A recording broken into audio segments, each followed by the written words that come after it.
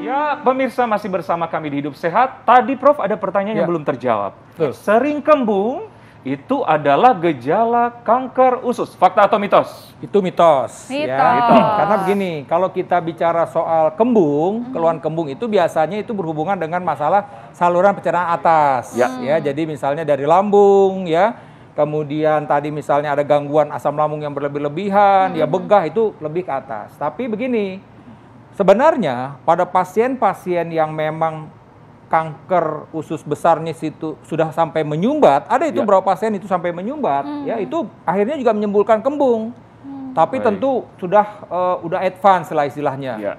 Karena kan sejatinya usus itu kan ada batasnya ruang usus itu, ya kan? Jadi kalau memang ini tumornya makin besar, akhirnya kan dia memblok usus. Nah, ini tentu akan timbul kembung. Tapi kalau secara umum kembung itu bukan gejala dari kanker usus. Iya, berarti tidak semua gejala kembung itu adalah kanker usus gitu ya. Oke, selanjutnya nih Prof, sakit di area panggul hingga pinggang ini juga merupakan salah satu gejala dari kanker usus. Ini fakta atau mitos? Ya, ini mitos. Di panggul kan di belakang soalnya kan? Panggul dan pinggang. Jadi tapi nyeri perut, nah nyeri perut bisa di kanan di kiri, itu bisa jadi gejala. Tapi kalau panggul dan pinggang tidak panggul ya? Sih tidak, ini kan di arah belakang. Jadi kalaupun panggul pinggang ini bisa daerah ginjal, betul, bisa karena otot, misalnya kan begitu.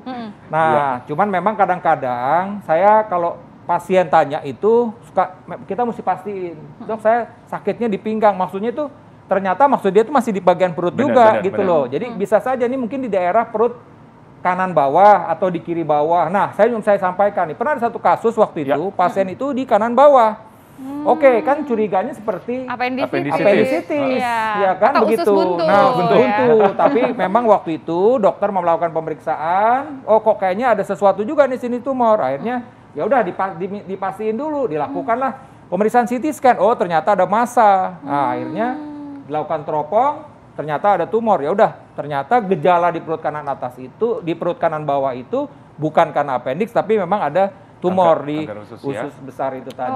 Jadi sakit perut. Sakitnya itu bukan cuma bukan hanya di perut bagian kiri atau bisa juga di kanan. Tapi gitu pokoknya selalu adanya di perut di sekitar pusar. Saya selalu bertanya begini kalau ke pasien, Ibu sakitnya itu di atas pusar atau di bawah pusar? Di bawah pusar, dok. Nah, di bawah pusar itu bisa salah satunya kemungkinan karena adanya tumor di usus kita itu, gitu. Oke, mungkin masyarakat ingin tahu, dok, penasaran nih, penyebabnya apa sih, Bro? Jadi penyebabnya ini multifaktor, ya. Kita bilang multifaktor, tapi kita bisa bilang faktor resiko. Nah, faktor resiko. Pertama itu umur.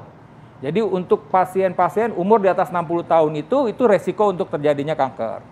Kemudian yang lain ada faktor genetik. Faktor keturunan. Jadi kalau kebetulan bapak atau ibunya memang riwayat kanker usus besar, maka anak-anaknya juga mesti hati-hati itu. Atau saudaranya ada kanker usus itu hati-hati.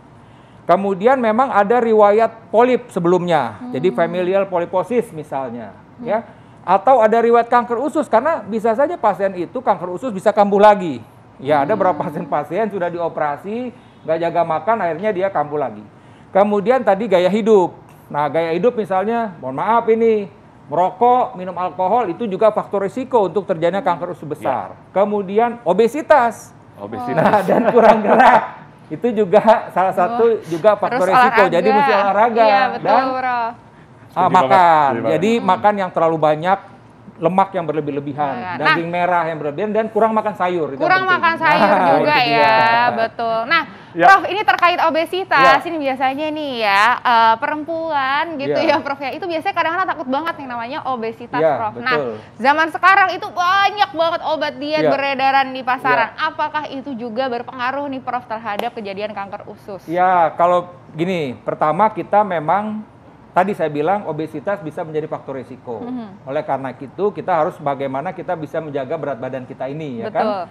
Nah, tadi macam-macam. Nah, kalau tadi misalnya dengan obat-obatan ya, tentu kita mesti hati-hati konsultasi dulu. Karena sekali lagi kan tetap harus ada dampaknya ya kalau kita mengkonsumsi obat-obatan tidak pada tempatnya.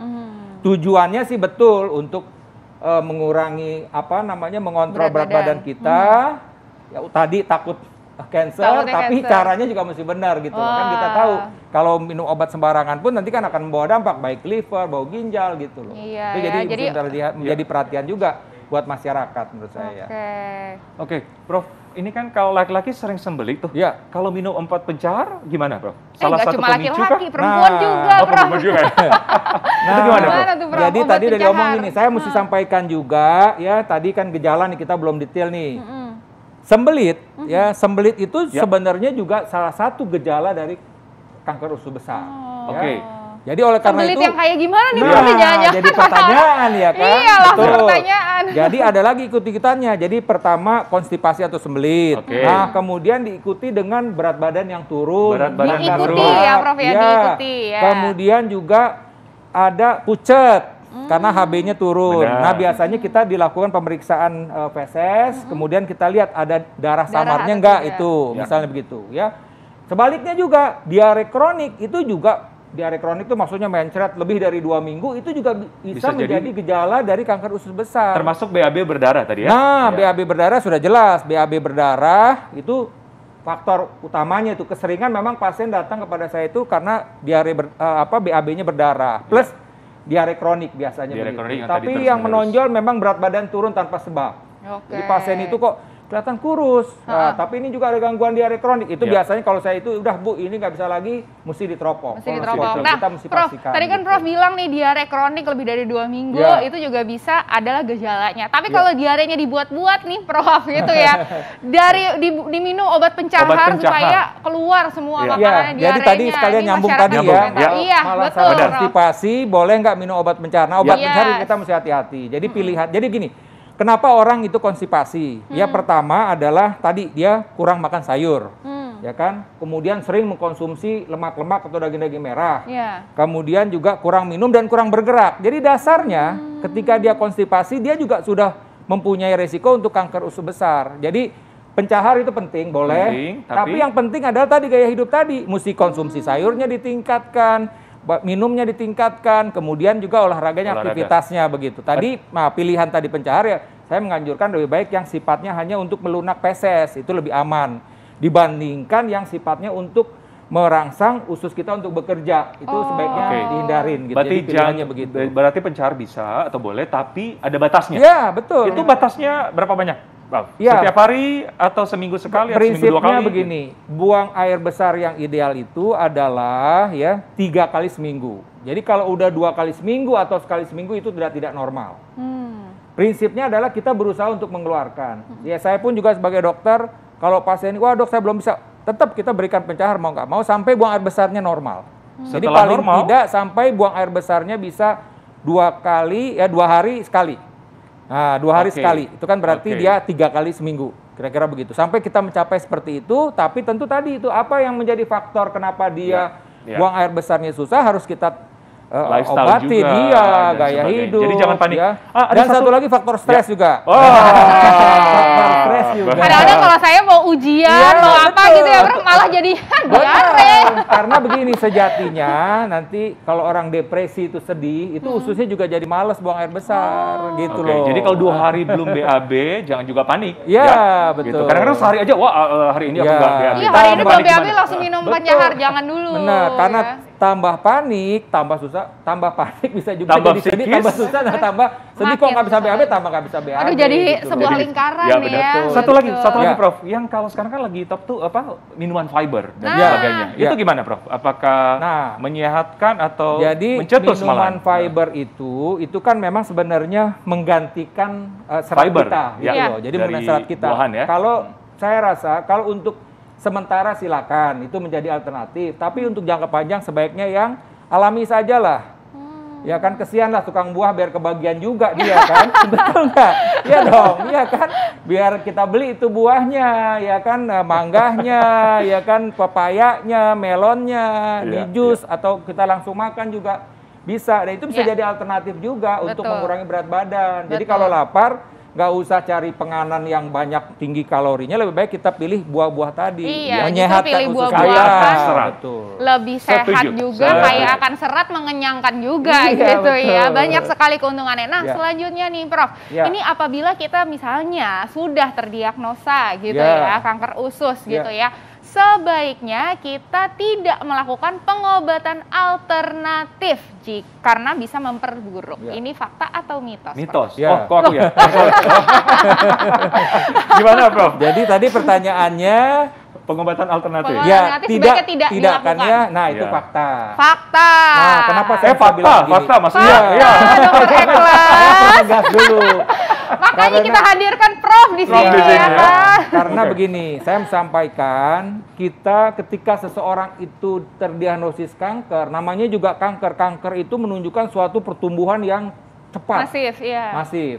Nah, mesti saya sampaikan, karena saya punya beberapa pasien-pasien yang alhamdulillah ini karena memang waktu itu ditemukan masih stadium 1, stadium 2, itu umurnya bisa lebih dari 10 tahun tuh masih bisa bertahan gitu loh, walaupun dia riwayat kanker. Karena memang teorinya begitu, kalau kanker ini masih stadium 1, 2, kemudian dilakukan operasi, itu kita bilang survival rate-nya untuk 5 tahun ke depan tuh 92%. Wow, tinggi Tapi sekali. ketika kita menemukan kasus itu, pada kesempatan pertama tahu-tahu sudah menyebar di hati, liver, berarti itu stadium 4, atau sudah ada di kelenjar getah bening sekitar, itu stadium 3 misalnya, umumnya kita bilang stadium 4, maka survival rate, jadi untuk 5 tahun itu hidupnya itu hanya sekitar 12%.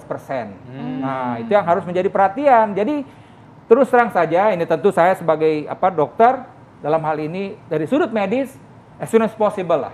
Ketika ini udah ditemukan tumor, dokter bilang ini mesti dioperasi, udah jalin aja operasi. Karena secepat itu diobatin, secepat itu bisa diatasin, mudah-mudahan prognosisnya atau survival rate-nya ke 5 tahun ke depan itu akan jadi lebih baik. Tapi saya mesti ingatkan, biasanya pasien-pasien ini suka lupa dalam tanda petik, setelah dia sudah dioperasi, sudah di kemoterapi misalnya, gaya hidupnya nggak berubah. Yang merokok tetap merokok misalnya, yang minum alkohol, makannya nggak dijaga, itu susah. Yang saya bilang tadi bertahan 10 tahun itu gaya hidupnya sehat banget. Olahraganya bagus, makannya juga bagus, kebiasaan-kebiasaan buruk juga tidak, itu tadi. Dan juga artinya lifestyle-nya bagus lah gitu. Itu bisa bertahan sampai 10 tahun, 15 tahun begitu. Setuju. Berarti artinya kita jangan menunggu sampai akhirnya kita itu parah gitu ya. Benar. Bahkan sampai ada gejala, bahkan sampai ke pengobatan alternatif dulu, jangan. Gitu. Pokoknya kenali diri kita, gejala kita. Kalau memang sudah ada yang memang harus diperiksa, harus segera ke dokter. Yes, betul. Oke, tipsnya, Prof. Prof. Jadi sekali lagi saya sampaikan bahwa penyakit kanker usus besar ini adalah satu penyakit yang bisa kita cegah. Cegahnya bagaimana? Cegah dengan gaya hidup yang sehat. Yaitu pertama tadi bahwa kita kalau umur mungkin tidak mungkin lah, karena kita pasti akan umur mencapai 60 tahun, 70 tahun. Yang kita bisa cegah adalah gaya hidup tadi. Gaya hidup tidak merokok dan tidak minum alkohol. Wah, sekarang saya masih, ya udah stop deh. Kalau udah terlanjur, udah sekarang stop. Kemudian yang kedua adalah konsumsi sayur-sayur dan buah-buahan, ya. Kemudian juga mengurangi makan-makan yang tinggi lemak tadi. Ya, kemudian berusaha untuk kontrol berat badan, ya kan, kontrol berat badan, dan yang terpenting adalah tetap beraktivitas.